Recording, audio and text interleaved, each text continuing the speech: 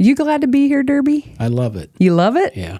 I had to pull you in here. It wasn't like you weren't an easy catch for me. Well, there's reasons for that. Well, welcome to the Carrie Croft Show. Thank you. I love being here. Keith Wandell /dad/Durbie /boss hog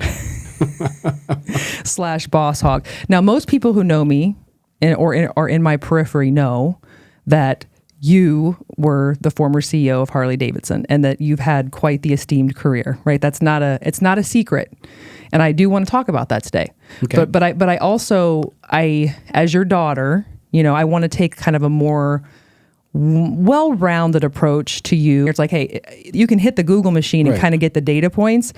But I think what's really intriguing for people is what's underneath that and how can I find something relatable in this human being to me. Right. Okay. Because the one thing that being your daughter, just being with you by osmosis, first of all, DNA wise, you gave me sort of this like, I don't give a fuck kind of thing. We have this thing in our DNA where it's kind of whether it's go against the grain or just do your own thing. You gave me that genetically, but what you've shown me, without even having to say anything, you have shown me that I can do anything. And that's really powerful. You show me I can do anything. I mean, you're a kid from Lima, from a middle class family from Lima, Ohio, and you were able to reach, a very, very significant career. But even more than that, you've managed to have a great family, and you and Deb are still intact, and the kids are good, and like that says a lot. Right. So I want to talk about the whole Keith, as opposed to just the career Keith. Yeah. Oh, yeah. Perfectly fine. So let's just take a trip down memory lane in Lima. Okay. Lima, Ohio. Because Lima kind of shaped us all, didn't it? Yeah. Yeah, it really did. I mean, we grew up we moved from when we were really young, but we moved in town to a street called, of all names, Dingledine.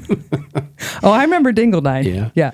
So we grew up on Dingledine and went to Washington McKinley, and then let's see, when I was in 6th grade, I think my brother was in 8th grade, we moved out to Shawnee and then sort of went through high school and all at Shawnee. But yeah, growing up in Lima, at the time, I thought that was the greatest thing in the world, right? And it's like you said, small Midwestern town, Midwestern values, good people, hardworking people. At the time, had a lot of industry. You go back to Lima today, and you look at the loss of industry and the loss of jobs and that kind of thing, and it really in one way kind of hurts you. You know what I'm saying? Mm-hmm. But on the other hand, I think we were just there about a week ago, as a matter of fact, to go see a friend of ours, and they're trying to revitalize the city and bring in new business, and I think there's a lot of folks there that are working really hard to make it a great place. But it shaped to shape my values and who I am as a person. Yeah, and John Hafey's actually taking charge on a lot of that. Yeah. He's done a lot of really great things for Lima. So shout out to John Hafey. I don't know him, but I know he's been very successful, and he's doing a lot to really help the city. So, that's TT's brother, right? Yeah. So, you grow up with two parents fully intact, grandma and grandpa, Joanne and Hap, right? And as any family has, dynamics, and grandma was a hard one. Oh, yeah. She was I remember being scared of her when I was little. I'd walk in and be like, man, this woman is not effing around, right? But she was loyal. She was consistent. She taught you how to, I think, and if just from my vantage point, being consistent and doing the reps in terms of hard work and showing up every day and just doing the work first. Right. And then grandpa, I think he made, for what she lacked in sort of the affection or the softness, I feel like grandpa was able to round that out for you. So collectively, you really had a very stable, good environment growing up. Well, no question. And I'll kind of jump ahead, but and you mentioned my career and all that, but a lot of times I've been asked, whether it was by employees or investors or whoever, what are the things that helped you be successful? And I've always said, well, there's in my mind, three things. I had parents who loved me, who taught me good values, who taught me what hard work meant, number one. Number two, I've had some luck along the way. You know, there was times when opportunities presented themselves and was able to take advantage of them, and I was just kind of lucky to be in that situation. I think that's true for anybody. And then the third one is, I think that the good Lord, you know, gave me enough brains to get by, but not so many to get in my own way. Mm-hmm. Amen. And I can only tell you that I can't tell you the number of people that I've worked with in my life who've been brilliant, highly educated, and cannot find their way from point A to point B. So my parents, going back to your question, my mom and my dad, that was a big part of it. You know, my dad really, he grew up in an orphanage in Van Wert. And so, you know, for him, the most important thing was his family and having a close-knit family. He didn't have that. And like you said, my mom, loved, you know, full of love and everything. Piss and vinegar. Oh boy, I'll tell you what, you didn't cross Joanne. I mean, that was just the way it worked. No. So I mean, everybody could take a little Joanne, right? Though I mean, like, oh, yeah. And it's like that's kind of what I do with people. I look at people and I think, you know, they teach you how to be and how not to be, and if you could just take a little right. bit of people, like a page out of their book. I mean, everybody could use a dose of Joanne. Call a spade a spade. Don't compromise. Yeah. Don't compromise. I know your I got values, some Joanne in there. What you believe in, and so do I. I mean, yeah. You know. So as it rolls, right? You're growing up in Lima, stable home. Grandpa was at, you know, the Scheller Globe, and he was highly respected in his role there, right? And he used to take you to the plant.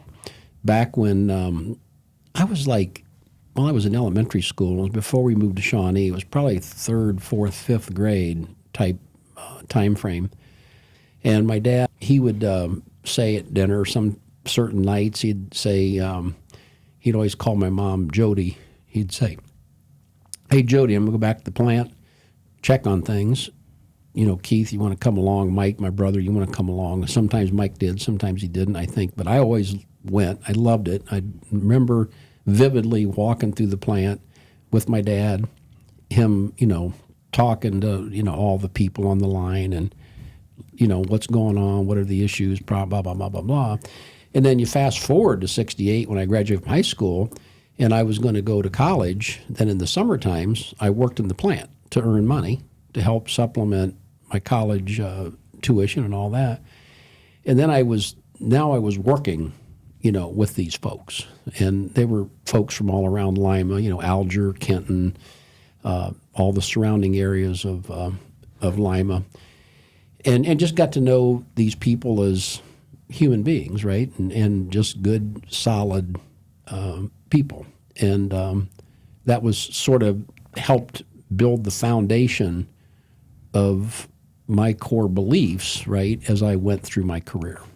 But that is such a huge thing that he did just by involving you and showing you that experience. There's no question, no question how important a role that played in my career. And so then you stumble along to Ohio University. Stumble. Yes. You know, well, listen, when you were in college, let's just call it what it is. You had hair down to here, right? And you were not quite that long. Whatever. You were, you know, writing poetry and partying, and like you were a typical smoking a lot of dope. College with, you know, all that stuff, right? I mean, there's no shame in that. Like the time that you were living in is insane. I loved it. But you know how I ended up at Ohio University, right? How? Well, because, you know, I played golf from the time I was like 10 or 11 years old. And at the time, we were playing golf at Lost Creek Country Club, which I think doesn't even exist anymore in Lima. And the pro there, his name was Ray Lagoy, and he had a son named Shim Lagoy. And Shim and I became friends. We played a lot of golf together. And there were a couple other fellows there that we played a lot of golf. But we were back in the bag room one day, and there was this Playboy magazine back there, and it was the edition where they had the top 10 party schools of the year, and that year, Ohio University was ranked #1. So I said, well, that's where I'm going to go. And that's where I went to college. Hey, let's just all take a moment. I went there with all the right intentions. Yeah, but like, let's just take a moment for everyone out there who's like, what am I doing with my life? How am I making decisions? I mean, if you can make a decision like that, go to OU and end up okay, I think, let's not overanalyze all of our decisions. Right. But OU is a great school. No, it absolutely is. It turned out to be a great decision. It worked out. But we did do a lot of partying. But by the time I got to college, I had figured out that you have to work first and party second, not get those two reversed, because that's a problem. Absolutely, right? Yeah. So you go through OU, you end up marrying Mom, you have Casey and I. Right. And we won't get too much into that, but what I do want to know from this, because I know, you guys got divorced. It wasn't pretty, which most divorces are not. But back when you got divorced, you didn't have any phones. I mean, we had rotary phones. There was no way to contact and have, like today, you can communicate with like, what are the kids doing? How's this going? You've got social media, you've got email. And if you have a ex that's not cooperating, you're really in a bad way in terms of how your kids are doing and what they're doing. So you, in the midst of this bad part of your life, are starting to see a direction career-wise, right? Did you feel like any part of you kind of like, when this happened, you're like, I am going to go forward, work my ass off, and did that give you such a focus and a diversion from what was happening there because you couldn't control any of it? Well, it did. Yeah. So, look, when we talk about your mom and I mean, I started dating your mom. Let's say I was a senior in high school. She was I think a sophomore at the time. And then, I was at college, and, we dated and stayed together. There were a few, ups and downs, whatever, but for the most part. And then when I got out of college, we got married, right? But we never really, as I think back on it, right, I mean, never really knew each other, that deeply, right? I mean, I guess. And so, we got married, and like a lot of marriage, the best thing that came out of the marriage was, you and Casey, obviously. Right. And then, went through that tough spot there, and went through all the, the pain and agony that you do when you go through something like that. And, but yeah, I made a decision that I was not, under any circumstances, going to let it define who I became as a person, right? So you have to separate church and state. And, I made a priority in my life to remain close to you and Casey. When I met Deb and we got married, she was, as you know, 100% on board. And that was just a priority for me. And I think people need to step back, make decisions, prioritize their life, understand what they're going to do, what's going to be important, and not let any other human being define who you are. Easy. Take a pregnant pause for that one, because it's true. It's very important too. When you took your first job outside of Lima, at that point, did you have the vision and the foresight to be like, you know what, I am going to move up? Or did you just say, this is a job, I'm going to work my tail off? Did you have any strategic vision? No, I had decided that, going back to, our earlier discussion about my dad and this and that and companies and whatever, that I decided that what I wanted to do in life was run a company. That's what I wanted to do. And a lot of people want to do things like that, right? But not everybody accomplishes that. And then you have to step back from that and say, well, why is that, right? I mean, so I wanted to, there's a means to the end. It's how do you want to do it, right? I've seen people in my whole career who will lie cheat, steal, cut corners, stab people in the back, do whatever they think it's going to take to achieve their goals. And guess what? It doesn't work. There are no shortcuts. There aren't. There are no shortcuts and there's no do-overs. And it's interesting because you're an old school corporate guy. And, in today's world, and you don't get on social media, so you're not privy to all of the action out there and all of this, quick. I'm an entrepreneur. I have a personal brand. I can make X. I mean, it's crazy out there right now. And I think what's so important about this conversation, there's no substitute for hard work and sort of getting back to basics with things, regardless of what it is. I agree. And I've told you for a long time you should write a book. And it should be about the real, dumbing it down, because you probably remember me asking you, I've asked you, I've always been so intrigued by this. Dad, how did you get to this level? How did it happen? And I've always looked for this that's what it was. And every time you would tell me stories that were so simple, but yet made so much sense. For example, you're going up in the ranks, right? And you're working at Johnson Controls. And you literally would get there before everybody else in the morning, but you weren't doing it to be noticed. You weren't doing it for show. You were doing it because you were committed, and that's the way you rolled.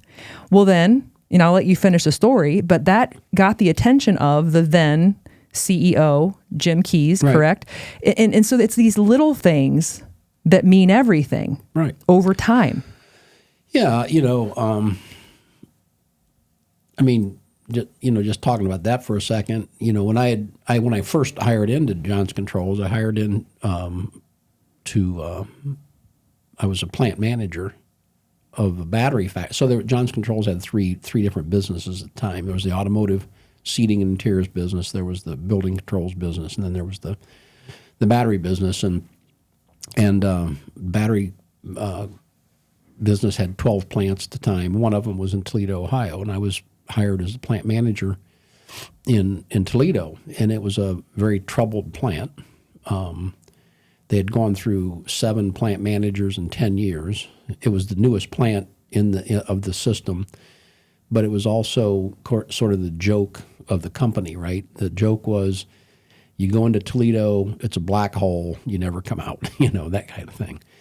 And again, going back and relying on my experiences in the factory, working in the factory, it was a union factory, it was a UAW factory at Superior Coach, and it was a UAW factory in Toledo, knowing that these people were just human beings trying to make a living, blah, blah, blah.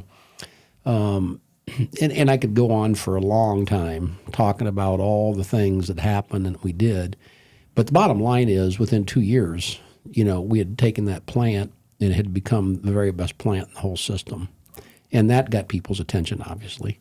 But it wasn't just because of me.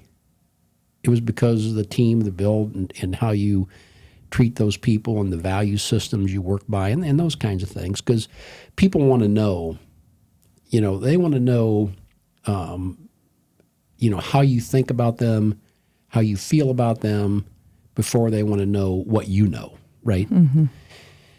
And so, make a long story short, I was offered a job in Milwaukee at the headquarters, and then ultimately became vice president of operations. So now I was over all the plants. Well, hold on. Before you go into that, what you would tell me, though, about when you took over that plant, because the devil's in the details. So I'd ask you, Dad, so how did you get their trust, and how were you able, because that's a huge undertaking to go into the black hole and then to make a diamond. Right. And one of the things you told me that always stuck with me was, there's 3 shifts. Oh, yeah. And I would make sure that I was there for each shift, so that you strategically set it up to where... I'd go to work early enough in the morning where the third shift would get off at like 7 o'clock or 6 o'clock. I'd go in there early enough in the morning to walk through the plant, talk to the people on third shift. Well, then when first shift came on, I was already there, and they would work till, 3 or 4 o'clock, whatever. And then when the second shift come on, I was there. So I was working, 10, 12 hours a day, but you're able to see all the people on all the shifts, right? And I got to know all those folks and walk through the plant and talk to them. But more importantly, we had things in place to monitor people's performance, and there was no compromises, and everybody was held accountable. But when I walked through the plant and talked to people, I talked to them about human things, like, hey, how'd your son do in his baseball game you were going to go to the other night or whatever? And people were like, oh my goodness, you remember, you care about more than just me as somebody that can make parts or whatever it is, and you learn to you earn their trust. Mm-hmm. And they begin to understand that you care about them as people and as human beings, but that you are not going to compromise when it comes to what's expected of them on their job. And I think people can respect that. Yeah. And a lot of interesting stories behind that. But see, I think the when you boil all that down, it was about servant leadership. So everybody talks about servant leadership today. That's a big buzzword, okay? So everybody talks about that now. It's like it's a thing. But it's when no one's watching, or just your intent that you have as a leader. And I feel like you had that intent where you wanted every single person to know that, I'm going to be stern with people. Want that, though. They want right. you to set expectations, and they want to drive to something. People want that. But then that you also are going to put yourself out in terms of, hey, I'm going to work 10 to 12 hours a day so I can see everybody's face. That's absolutely servant leadership. Well, you think, well, servant leadership may be a buzzword today, but I've been talking about servant leadership for years. Yeah. And that's really what leadership is. It's about serving other people. It's about helping other people achieve things they didn't believe they could achieve, and helping them become better. I've always found that if people believe in you and they trust you, they will absolutely kill for you. They will support you. And I did a podcast on Deloitte on leadership, and the fellow that did the podcast talked about one of our board members at Harley named Barry Allen, who he had called some people to talk to him, get some input in the podcast. And Barry was a board of director. He was a chairman of the board when they hired me, and ultimately I became chairman. But him and I are still good friends. And he said what he told the fellow was, he said that the employees would crawl through cut glass for me. There you go. Okay, so let's jump again forward to now you're in Milwaukee, and you have now elevated your role. Yeah. And is this when Jim Key saw your car in the parking lot? Yeah. So when I was then made vice president of operations and was responsible for all the plants, so much like the 3-shift thing, and we had plants on the East Coast, we had plants in the Midwest, we had plants in the Southern Mountain States, whatever, in the West. So we had plants working across all hours, and so I'd go in early in the morning. So I'd get into work typically about 5:30. So that's when get started. And Jim Keys, who at the time was the CEO of the company, we worked in the same facility. The Johnson Controls corporate was there, and also the battery sort of corporate headquarters was there. And I guess one day I was driving a silver Pontiac Bonneville at the time, I think, and I think one day because Jim got into work every day about 6 or 6:30. He was always one of the first people to get there. And he asked somebody, he said, whose car is that silver car down there that's there every morning when I get to work? And they told him, well, that's Keith Wandell. He's, running the battery plants or whatever. So, and then as the performance of the business, the entire battery business, continued to improve. Of course, they saw that too, So Mm-hmm. I wasn't out there, trying to impress anybody or, whatever. I was just doing my job. Yeah. I was just doing my job, going to work, working hard, staying late, doing whatever had to be done, and trying to make trying to make the company better in any way I could. And, it was, it just worked out the way it did. Yeah. So what, 20-year run at Johnson Controls? Yeah, I was there 21 years. It was amazing, going back to this whole thing we talked about earlier about all the smart people and all that. When I hired into Johnson Controls, one of the things that they did was they had every candidate go through a psychological profiling process. One of the first things my feedback says was I was of average intelligence amongst the population, the general population of Johnson Controls managers, right? Well, that's great, right? I mean, we had a lot of smart people, right, and and all that, but you got to ask yourself the question. Here's a company that was had 3 different businesses, was at the time about a $25 or $26 billion business, grew to about 40 by the time I was the chief operating officer. Not because of me, but just to give you an idea of the magnitude of the company. And you got to ask yourself a question. So how does a plant manager in one plant out of 12 in the smallest division of a global company end up running the company? You got to, ask yourself that question, right? Yeah. I mean, you're very street smart. You're very people smart, and you have a high emotional IQ. So, but it's intelligence. It's just because what we talked about. It's because you have to work hard. Nothing takes the place of that. Mm-hmm. You have to be willing to. You have to be willing to do things that you ask everybody else to do. You have to be willing to hold yourself accountable as well as others. And you have to have a great value system, right? And you have to live it every day. Every day. There are no do-overs, It just doesn't work that way. And once you begin to earn the trust of people, they respect you, they understand, you have a focus, you have a strategy, a strategic plan, and they're willing to work with you to achieve it, anything's achievable. So there's this thing called a whisper brand. Have you ever heard of it? A whisper brand? No. Mm-hmm. So everybody has a whisper brand, which means like, what do people say when you're not in the room? And so whether it's good or bad, so like negatively, I guarantee you rub some people here and there. You're not the most patient person. Like, what was a learning point for you, or something you needed to work on? I think that I think early on it was listening. Right. So I know where I want to go, and I know I have this vision of how things should be.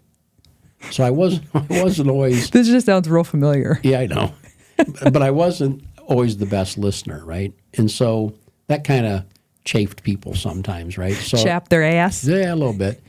So I had to learn to be a better listener. And another thing I tended to do early on was I would pontificate too much. In other words, I would just keep trying to sell my point over and over and over again.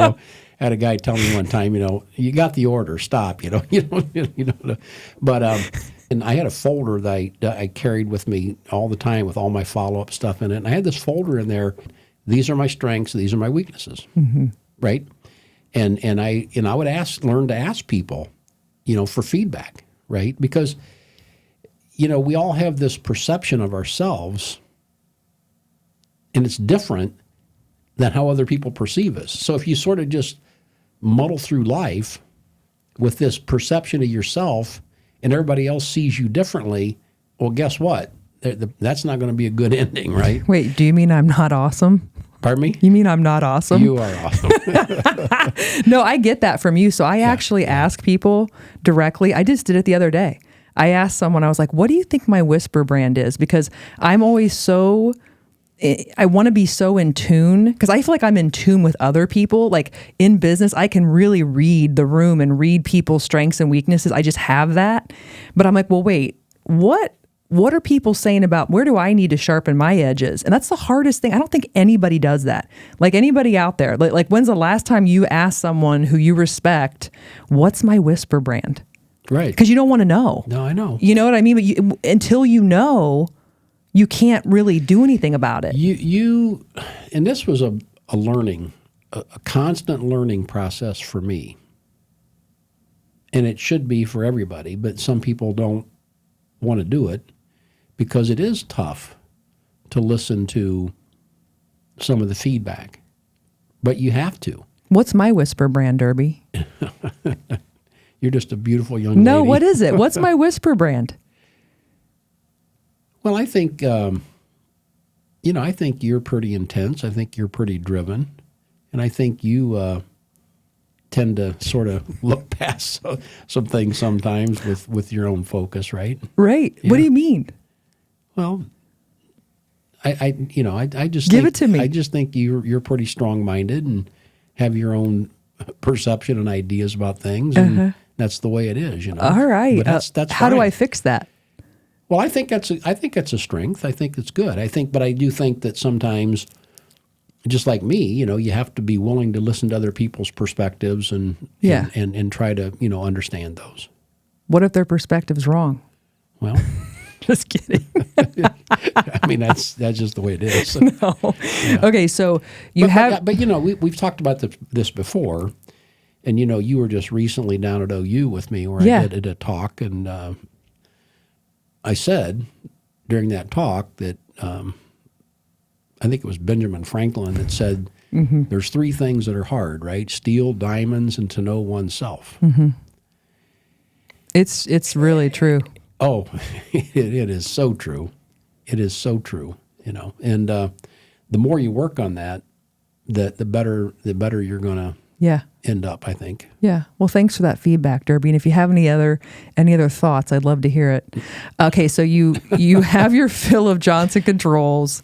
As with anything, everybody evolves. You decide that it's time to or you were recruited by Harley, I think, at the time, because the automotive industry sort of. Yeah. What happened was, so I had evolved and had become the president, chief operating officer of the company. So now I'm responsible for all three of the businesses worldwide. And at the time, that was about a $40+ billion company. So it was a big job.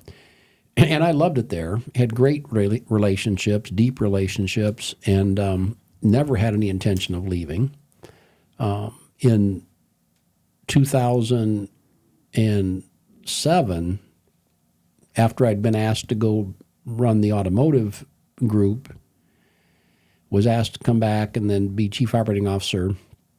And then in very early 2008, Dana Corporation got a hold of me, and they offered me the job as their CEO, and I turned it down.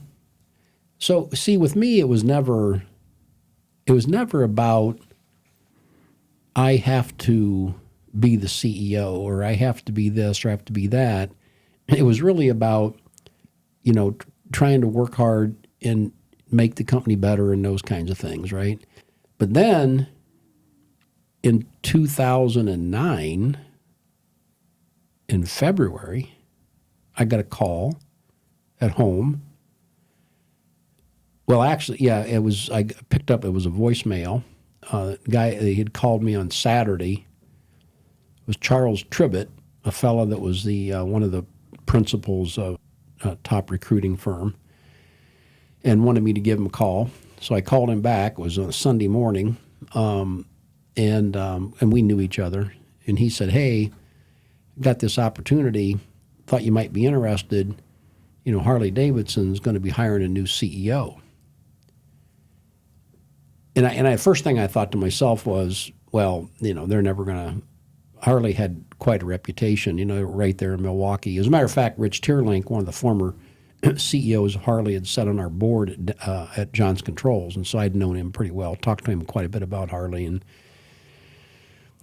Harley was a very, insular company, didn't really bring people in from the outside, and when they did, it didn't typically work out real well. I mean, they never hired a CEO from the outside. And so I said, well, let me think about it, and so I thought about it for a couple of days, and I called him back and said, yeah, I'd be interested. Like, we can at least talk about it, And so, long story short, I went through this interview, and it was pretty exhaustive and lasted quite a while. And they had a driver drive me back to Milwaukee, and I got back to my office. It was probably, 3 o'clock in the afternoon, and I wasn't there more than half hour, and Charles Tribbett called me, and he said, "Hey, Keith, how do you think the interview went?" I said, "Well, I don't know. I think it went pretty well." And he says, "Well, are you interested?" And I says, "Well, I haven't really given a lot of thought after I left. I mean, He goes, "Well, they want to hire you. They want to stop the search, and they want to hire you." And I said, "Okay." And he goes, but they're concerned because they know you left Dana on the altar, and they're afraid that you'd do the same thing to them." You're the runaway bride? The runaway bride, yeah. And I said, "Well, look," I said, there's different circumstances and, different things here. And I said, "I don't think they should be concerned about that. But, give me a day or two to think about this because, I didn't expect you to call me within, this sort of time frame, So I went home and told Deb, and she was like, "Oh, and of course, Harley Davidson, come on." Mm-hmm. I mean, it's like iconic. It's like, it might arguably be one of the most iconic brands in the world, yeah. Right?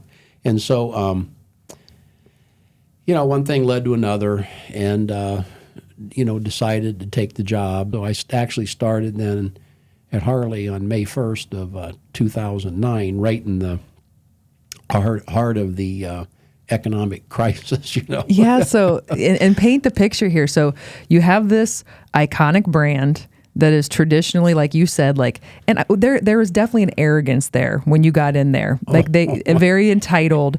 So then, but the economy's in the shitter, right? And this is clearly they're impacted by that because this is something you're buying as a luxury item. So Harley's going to be negatively impacted. So if they don't get their shit together, somebody had to come in and bang some heads around, right?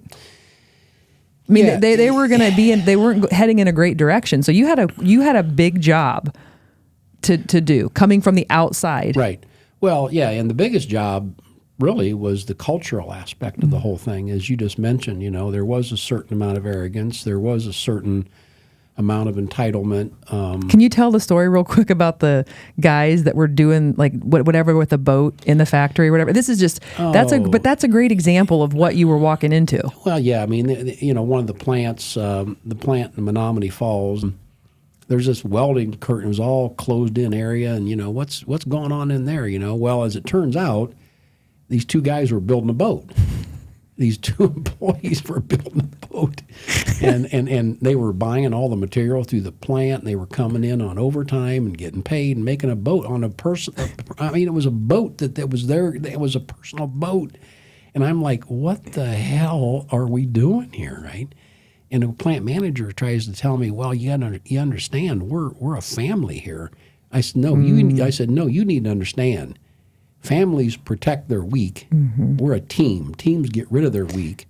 And then, of course, then that put an end to all that. I got a lot of slack for that at System of Strength. What do you mean? Well, because this was several years ago, and we were having some issues, and I said the same thing. I'm like, I love everybody. We all love everyone here, but we're not a family. Right. Because they do protect their weak. And here, if you want to go somewhere and optimize what we're doing, you can't do that. Right. And it was but we're in a culture right now of safe space and you wouldn't believe. Oh, I know that. You wouldn't believe the culture that is going on right now in the workplace. But anyway, I digress. I would believe it because like I said, I still sit on 2 publicly traded company boards, and so I see a lot of it from that perspective. But that's an interesting conversation to have with people because a lot of people don't buy into that. They no, we're family. We're family. We're family. Well, okay, good.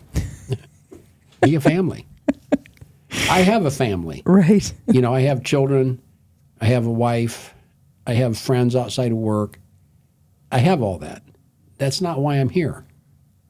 I am not here to be liked. I am here to be respected. And if I earn your respect and somehow you end up liking me, nothing more powerful. Mm-hmm.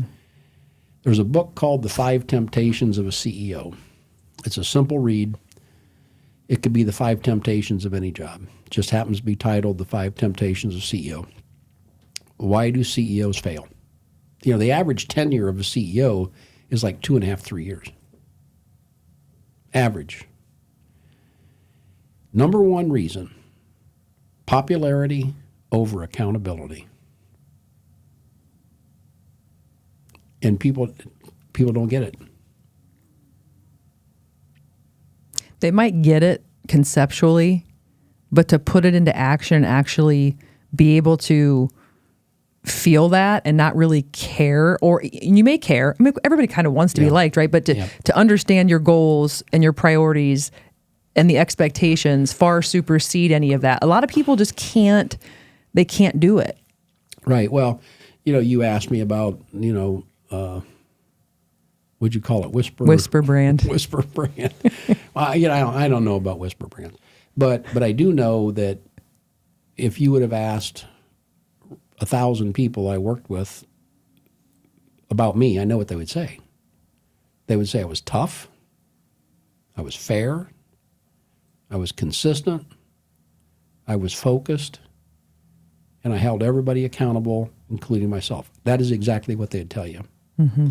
And people knew that there was no wiggle room through relationships. You had to perform.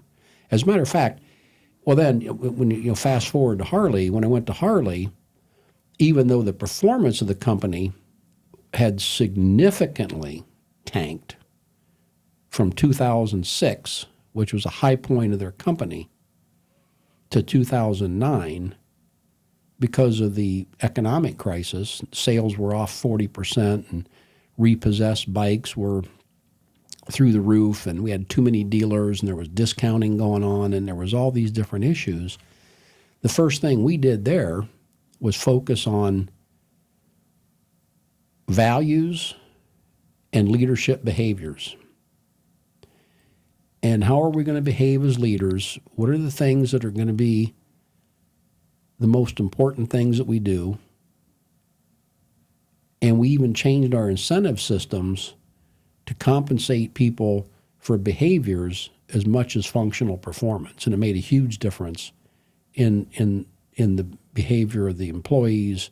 We had to get rid of, obviously, a lot of the top management when I came in. Some of them left on their own because they didn't get the job. A couple of them had to let them go, whatever. And tried to promote people from within, and we began to just build this whole new culture, and it made a huge change in the company. And by the time we got to 2014, even though sales were still about 20 to 25% lower than they were in 2006, we were earning more money than they did in 2006. Now, one of the things I've always said about myself, and I'll say it here, is I'm an unapologetic capitalist. I believe in free enterprise. I think that manufacturing in our country has been the backbone of our country since the Industrial Revolution. It's how we create jobs. It's how we create technology. It's how we create the multiplier effect through the economy. And those are the kind of things that I've always believed in and what drives me. And so at the end of the day, when you say, okay, you're the CEO, how are you going to get measured? Well, at the end of the day, the measurement is, how did the company perform? Did you create value for the shareholders? It's a publicly traded company. People have invested money in the company. They expect a return. You know, whether you like it or whether you don't, that's the way it works.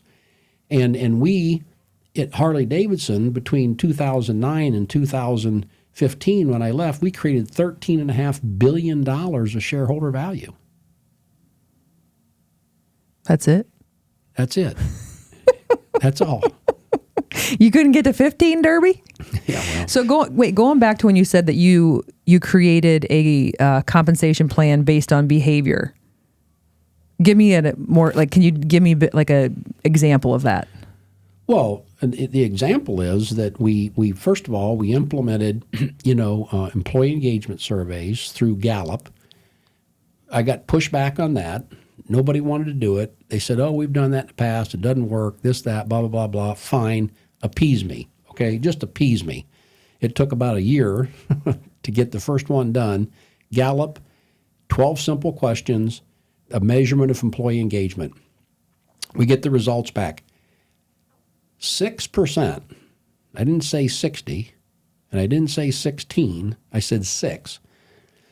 6% of our employees were actively engaged.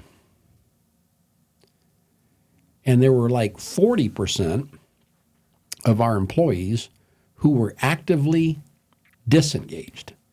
And the definition by Gallup standards was an actively disengaged employee is somebody that comes to work every day and works against the betterment of the company. Mm-hmm. Now, how do you like that as a backdrop? Mm-hmm. So we've got 6% employee engagement. We've gone from having record earnings in 2006 of $1.4 billion in earnings to losing money in 2009. You got 6% of your employees engaged. And how do you like me now, right? I mean, you kind of go home at night. You're like, hello, Johnson Controls. You kind of go home at night and look yourself in the mirror and say, whoa, what did I get myself into here, right? But I had learned a long time ago that, you can't do all this stuff on your own, right? Mm-hmm. So you have to build a team and you have to have people all pulling in the same direction. So, we worked on that hard. But so we had the 360 reviews that were internal by our managers. We had the Gallup. So we had all the data we needed. And then we defined for people what are the leadership behaviors that we're not going to compromise on, right? Like teamwork as an example, or like integrity, or and everything and all those kind of things. So we had all the input mechanisms, and then we put a process in place where each manager and a few levels down were given direct feedback on what their performance was and a work plan to get better. And that's how they got compensated on their bonuses. And it made a big difference. A lot of people left the company because they're not cut out for it.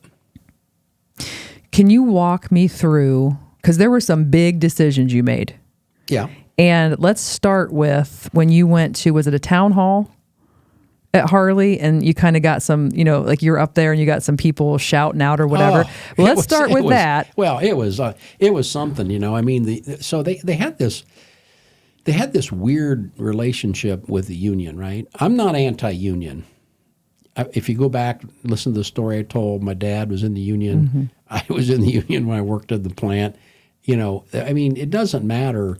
What I am anti-leadership not doing their job, right? Because if leadership does their job, you're going to win the hearts and minds of the people, okay?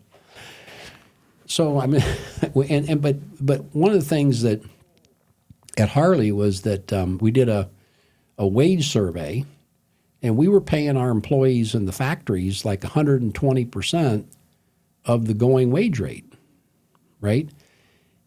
Why? I mean, because it was a kumbaya, kind of a deal. So one of the things that we had to do was sit down with all of our labor counterparts and renegotiate our labor agreements. And they didn't like that at all, right? Because we were doing it out of cycle. And a lot of it had to do with consolidation of job classifications and how that impacted wages, freezing wages. We were going to freeze wages. We weren't taking money away from anybody. We were going to freeze wages until we caught up with the market in terms of what we were paying. And at the time, we put a 7-year time period on that. But there was no compromising with me on these things, right? This is what we have to do to save this company. Not just that. There were a lot of other things. We can talk about all of them. And everybody in the company was impacted in one way, shape, form, or another. It's the old joke about what's the difference between a recession and a depression, right? Recession's when your neighbor's out of work, and a depression's when you're out of work. So the closer it gets to you, it gets real personal, right? So now I'm in the plants, and I was always leading from the front. I didn't send people out there to send the message. I stood up and talked about what we were going to do. And people didn't like it in many, many cases. One guy stood up and says, "You know what's wrong with you?" I said, "What's that?" "You were born with a silver spoon in your mouth, and you don't understand how we live." And I said, "Well, that's one perspective. But let me tell you the truth. I grew up in a family. My father grew up in an orphanage. We had nothing, blah, blah, blah." I said, "But the only I want to define the difference between you and I." And I'm saying this in front of like 400 or 500 hourly employees, right? A big room full of people.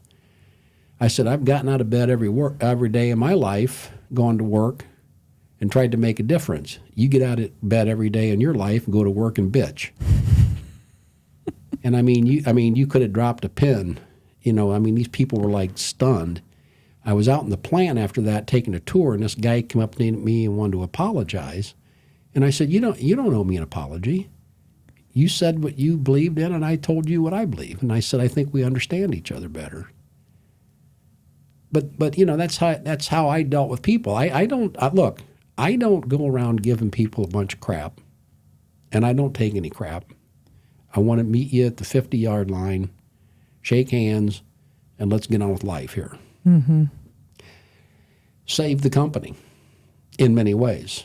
Now, the interesting thing is, I had those same conversations at Johnson Controls when I was the plant manager in Toledo, or, the same conversations with the York plant in Pennsylvania, the Harley Davidson plant. But the interesting thing, Carrie, is in every case, in every single case, when I would go to those plants after going through all these tough times and this and that, I would have hourly employees come up to me when nobody else was around, because I don't want anybody else to hear it, and thank me. Thank you for your leadership. Thank you for working hard to save our company. I've never felt more, and it's really gratifying, because it tells you how people as individuals think, and you got to get them out of this whole group think mentality, right? Mm-hmm. So you dominate, you save the company. Well, I don't know. Hang on, that's an overstatement. Okay. You take them down, dominate, save the company, and then, like anything else, it's time to move on, and it's time to retire. And so, for someone like you who has gone from Johnson Controls to Harley and just had this incredibly cerebral, intellectual, every day is like you're just, you're making it happen, to going to retirement. Now, we say quasi-retirement because you are on several boards and you are the president of Colleton River, which shout out Colleton River crew. Yeah, well, shout out Colleton River Mafia. That was the one mistake I made in my whole life. But what was that like emotionally to look at it? Because all things come to an end, right? Yeah. To say, I'm going to actually retire, and I'm going into a different phase now. Yeah. Well, that's a great question, because everybody, if you live long enough, right, everybody faces that decision, and I watch it today with people, and they struggle with that. I think you have to start thinking about it. I probably started thinking about it, 3-4 years ahead of time. When do I want to retire? I decided I wanted to retire at 65. When I hired into Harley, I was already 59, and I told them I'd give them 3 years. And I stayed 6. And, I think it's important that you begin to mentally prepare yourself for it. You can't just blindly go on every day and then let that day come without having thought it through emotionally, because it's a very emotional thing, right? Mm-hmm. And so, but I think that's why it's so important that when you do your job, whatever it is, that you do it the very best way you can. You do it in a way that you're trying to make whatever the entity is you're working with better. And I think you can walk away and hold your head high, with a lot of pride, right? I mean, I'm maybe one of the few. I never was fired from a job. I was never demoted. I was never made a lateral move. My career, for the 3 or 4 reasons I talked about before, and some of the luck and everything else, was always able to just continually progress like that. And when I did finally retire, I felt really good about it. Mm-hmm. And I had no misgivings. Yeah. And I had no regrets. And I did have plans. I was on a few boards. It kept me busy, as busy as I wanted to be. We moved to South Carolina. We were able to, play golf, those kinds of things year round. But and I got to be honest with you, I've never missed it. And I think sometimes people don't even realize until they're out of it how much pressure they're under. Mm-hmm. It was time. Yeah, because, here's what I tell people when they ask me about it. I have people ask me about it all the time because they're like 73 or whatever, still working, Well, I don't know. I can't. What am I going to do? I said, what you're doing? You're trading off days right now. All you're doing is trading off days because you're only going to live so long. I mean, do you want to work up until the day you drop dead? If that's what you want to do, then have at it, right? Mm-hmm. But that wasn't what I wanted to do. Had worked hard, had luckily accumulated enough money or whatever you want, wealth that we could live. We didn't have to worry about missing any meals. Why not enjoy yourself? Yeah. But I think that's easier said than done for people, especially it's much easier for you to slow down and to go fishing and to, kind of be quiet or whatever. I think you innately need some type of intellectual stimulation. Right. Which is why we're going to write a book. Well, we can. Right? I'm not, but we can. Well, we can collectively write a book, yeah. right? Ghostwriter. You know what the name of the title's going to be? Boss Hog. No, I can fail on my own. I need no help. I love that, Derb. Okay, so as we wrap up, you've had this incredible life, incredible career, incredible family. What at the end of the day, how do you want to be remembered? And I'm not just saying career-wise. I'm saying by your kids, Deb, what do you want us to be sitting around the table saying about you? Well, first of all, I want to be remembered as a good person. That I cared about my family as much as I did anything else, that I was always fair and consistent with them, and that I was trustworthy and somebody they respected and loved. I mean, that's all you really can hope for. And you're funny as shit. Well, I know. You kids have always said, Dad. Oh, you're Dad, one of the funniest people I've ever known, and you don't even know it. We've got stories to last a lifetime. Oh, I know. Stories to last a lifetime. Well, Durbie, as I close this out, I'm very proud of you. Well, I'm proud of you too, sweetheart. Say that again. I'm very proud of you. No, I really am. I'm proud of all my kids. Of course, And every one of you have found your own way, and Deb, and I know she brags about it quite a bit to people that. In spite of everything, you guys have all worked hard and, are trying to, build your own careers, and you're, building your own lives, and you're not, trying to, rely on anything else. And that's just really. They call that sucking off the teat. It's gratifying. Yeah. It's gratifying to us. And, those are the things that matter in life, right? I'm really proud of how, you and Casey and Brandon and Caitlin and Haley are all, as close as you are and that type of thing. So what's up, Sibs? What's up? Sibs? What's up out there? Okay, what's up, Sibs? All right, Durbie, thank you for your time. I know it is so valuable. I know you got a lot of things going on. So thanks for making time for me in your calendar. Well, thanks for having me, and I've enjoyed it. I love you, Durbie. Love you, honey. All right, guys, if you're out there still, hopefully you are, please follow me on YouTube, Spotify, Apple, or anywhere else that you get your podcasts. Until next time, don't cut corners, work hard, and keep moving, baby.